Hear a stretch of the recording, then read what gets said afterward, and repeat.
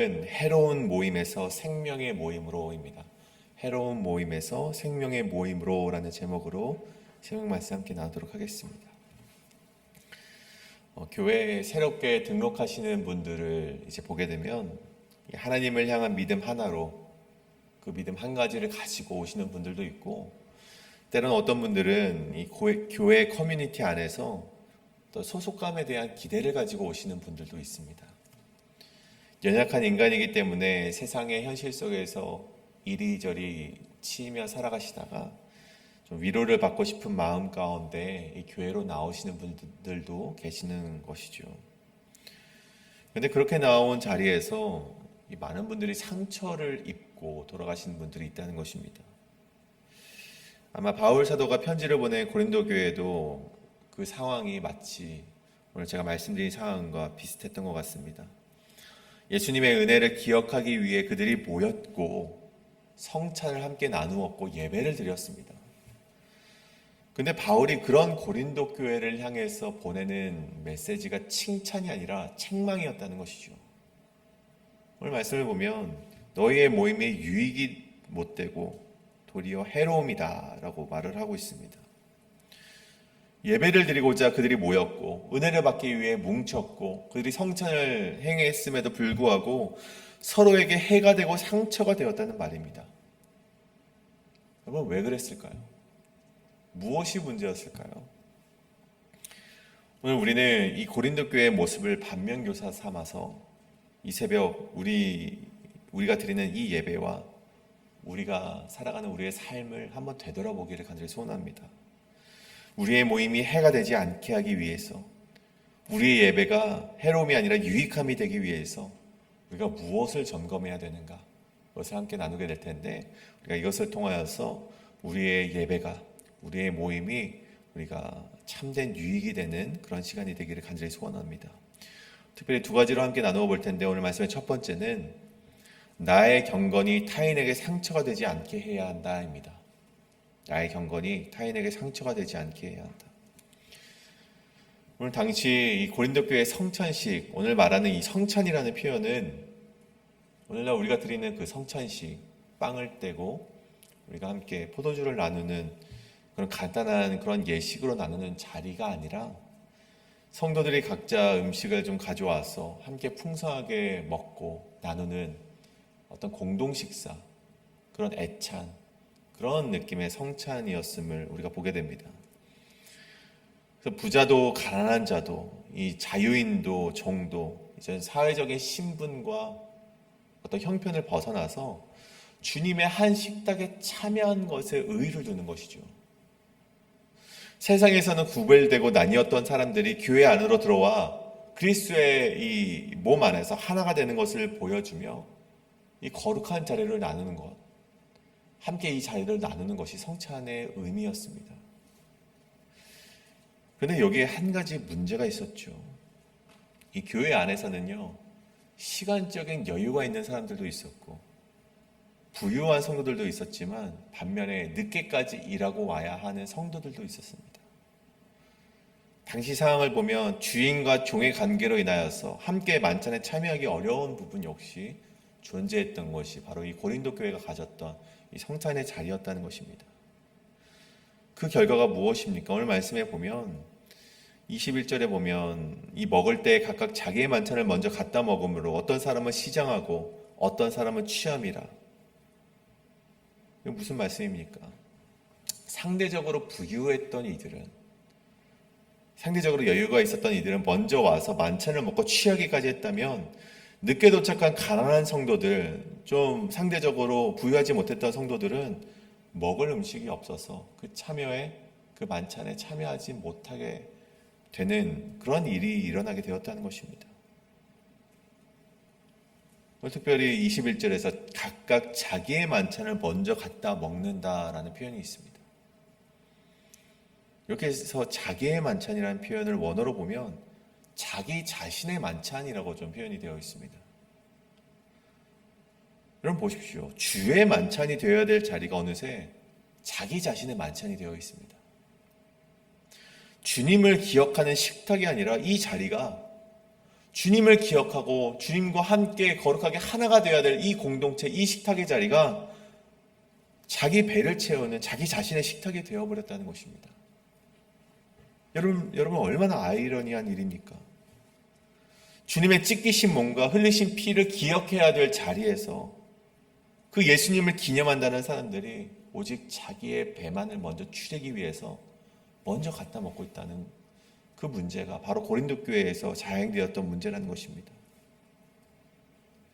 이에 대해서 바울은 22절에서 그들을 단호하게 꾸짖는데 너희가 하나님의 교회를 업신여기고 빈궁한 자들을 부끄럽게 하였다라고 되어 있습니다. 여러분 보십시오. 여러분 바울은 그러한 자들을 배려하지 못한 일들이 그러한 자들을 이제 배려하지 못한 자들이 단순히 그러한 자들을 업신여기는 일로 끝나는 것이 아니라 하나님의 교회를 업신은 여기는 일까지 이어진다라고 보여주고 있습니다. 여러분은 왜 그렇습니까? 그래서 업신여기다라는 말은 조금 가볍게 생각하다는 것이 아니라 멸시했다, 하찮게 여기다라는 뜻을 가지고 있습니다.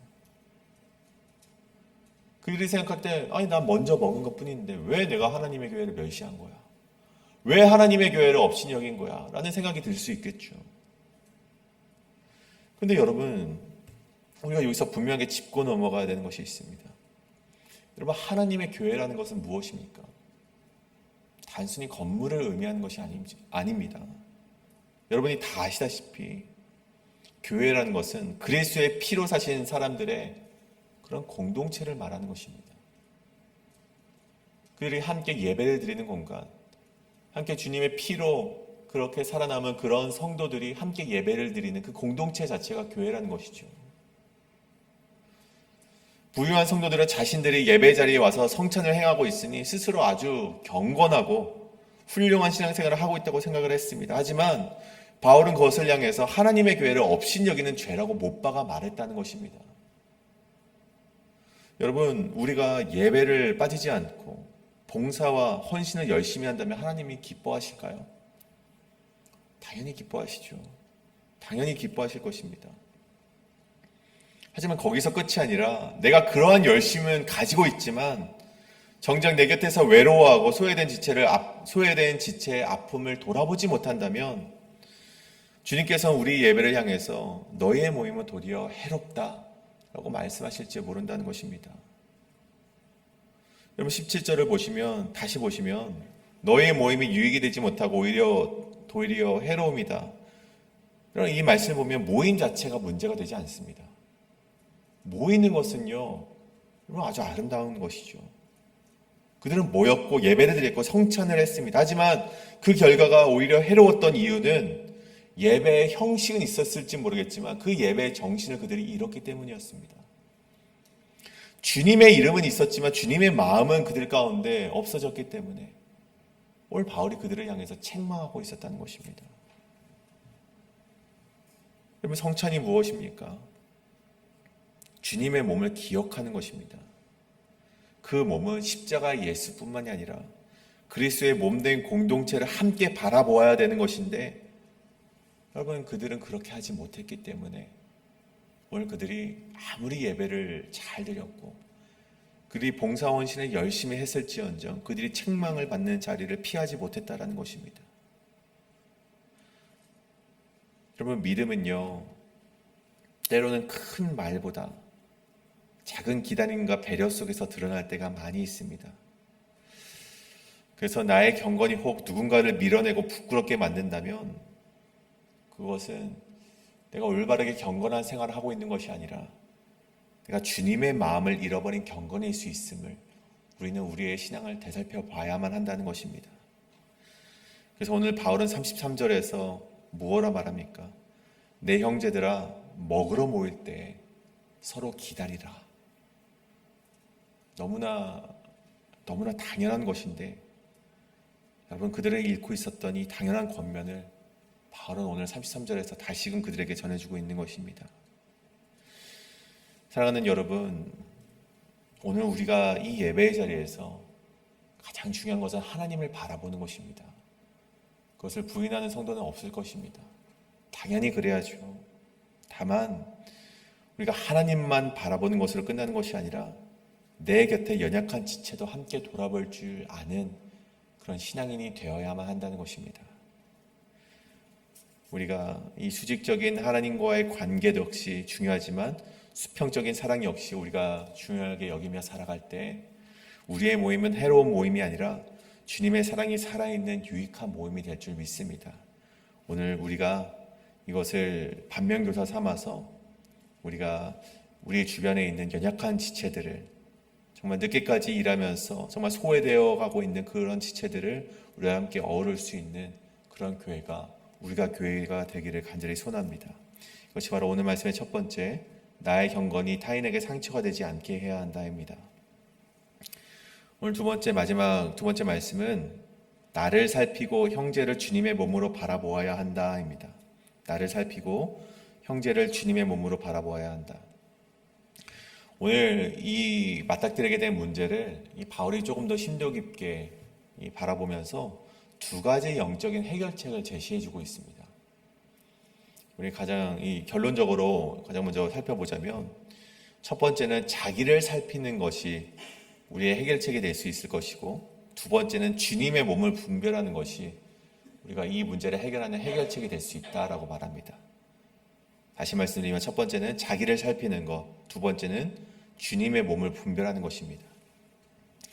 가장 먼저 첫 번째 자기를 살피는 것이죠. 28절의 말씀을 보면 사람이 자기를 살피고 그 후에야 이 떡을 먹고 이 잔을 마실지니 라고 되어 있습니다.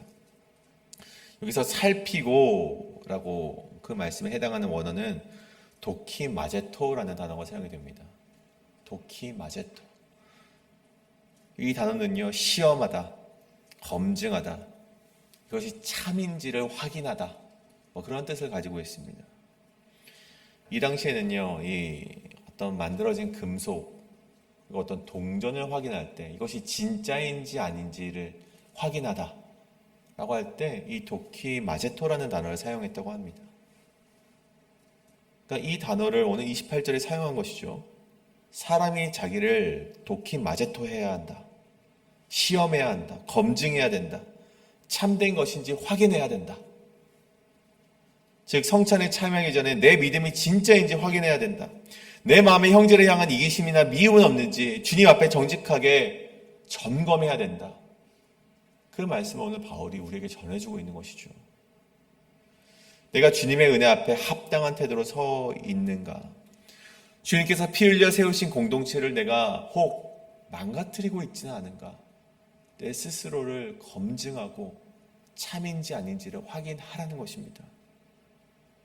불순물을 걸러내듯 엄격하게 스스로를 진단하는 것이 오늘 우리가 이 문제를 해결할 수 있는 가장 첫 걸음이 된다는 것입니다.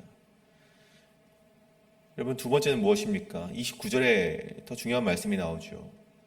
주의 몸을 분별하지 못하고 먹고 마시는 자는 자기의 죄를 먹고 마시는 것이니라. 그래서 주의 몸은 십자가에서 찢기신 예수님의 살을 의미하는 것입니다. 하지만 오늘 바울이 지금 책망하는 상황을 보면 예수님께서 찢기신 그 살과 피만을 이야기한다기보다 예수님의 몸된 교회 공동체, 즉 함께 성전을 이뤄가는 성도들을 의미를 하는 것이기도 한다는 것입니다.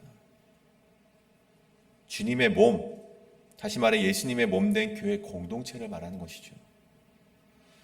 여기서 그 교회 공동체를 분별해야 한다. 이 디아크리논이라는 단어가 사용이 됐는데 구별하다 말고 이 마땅히 알아보아야 될 것을 알아보다. 우리가 알아봐야 될 것을 알아봐야만 한다. 그런 뜻을 가지고 있습니다. 그래서 다시 말해서 주님의 몸을 분별한다는 것은 그래서 어떤 의미를 가지는가? 단순히 성찬의 떡과 잔을 종교적인 예식으로 정결하게 지켜내야 한다라는 의미를 넘어서 내 옆에 가난하고 연약한 형제 자매들을 우리가 알아봐야 한다는 것을 또한 의미하기도 한다는 것입니다. 마땅히 알아보라는 것이죠. 그들 역시 예수님께서 피로 값주고 사신 존귀한 주님의 몸이기 때문에 그들을 알아보고 그들을 소중히 대하라는 것입니다. 고린도 교인들은요, 이러한 분별력이 없었습니다. 빵과 포도주는 먹었을지 모르겠지만 정작 옆에 있는 형제를 주님의 몸으로 대하지 않았다라는 것이죠. 부유한 사람들은 먼저 와서 배불리 먹었고, 상대적으로 부유하지 못했던 어떤 가난한 자들은 부끄러움과 소외감을 안고 그 자리에 앉아 있어야만 했다는 것입니다. 그들은 주님의 죽으심을 기념한다고 하면서도 주님이 죽기까지 사랑하신 형제를 업신여기며 살아갔다는 것이죠. 이것이 바로 오늘 바울이 말한 주님의 몸을 분별하지 못한 저들의 모습이었다는 것입니다. 여러분, 그 결과가 무엇입니까? 오늘 바울의 말을 통해서 보면 교회가 병이 들게 되었다는 것입니다. 30절의 말씀처럼 공동체 안에서 영적으로 육적으로 약한 자와 병든 자가 많아지고 영적인 죽음에 이르는 징계를 그들이 받았다라고 말을 하고 있습니다. 여러분, 주님의 몸을 분별하지 못하는 것은 우리에게 큰 죄악이 되는 것입니다. 그것은 단순히 사람을 무시하는 것이 아니라 그 사람을 자기의 피로 사신 주님의 사랑을 가볍게 여기는 일이기 때문입니다. 그렇기 때문에 우리가 스스로를 정직하게 살피고 옆 사람을 주님의 지체로 소중히 여길 때, 그때만이 우리의 그 성찬의 정신이 살아나서 비로소 우리 안에 병든 교회가 아니라 하나님의 온전한 치유와 회복이 가득한 교회가, 그런 교회가 될 줄로 믿습니다. 사랑하는 여러분, 오늘 말씀을 좀 정리하고자 합니다. 오늘 바울 사도가 고린도 교회를 향해서 눈물로 호소하는 메시지는 아주 명확합니다. 신앙은 골방에서 나 혼자 돌을 닦는 것이 아니라는 것이죠. 오늘 하루를 살아가실 때, 그렇기 때문에 오늘 우리가 이 두 가지를 좀 기억하시길 원합니다. 첫 번째는 주님 앞에 서서 나의 중심을 정직하게 살피는 신앙이 반드시 필요하다는 것입니다. 내 욕심과 이기적인 태도가 혹 공동체의 연합을 깨뜨리고 있지는 않은지 되돌아보라는 것이죠. 내 말 한마디로 누군가를 낙심시키고 있지는 않은지, 혹 내가 굶주려서 내가 먼저 먹고 있는 내 편안함만 생각하다가 누군가의 아픔을 외면하고 있지 않은지를 우리가 살펴보라는 것입니다. 오늘 바울이 말하고 있습니다. 너 개인적인 배고픔이 있다면, 너 스스로 챙기고 싶은 욕망이 있으면 집에 가서 먹어라. 교회는 그러한 공간이 아니다.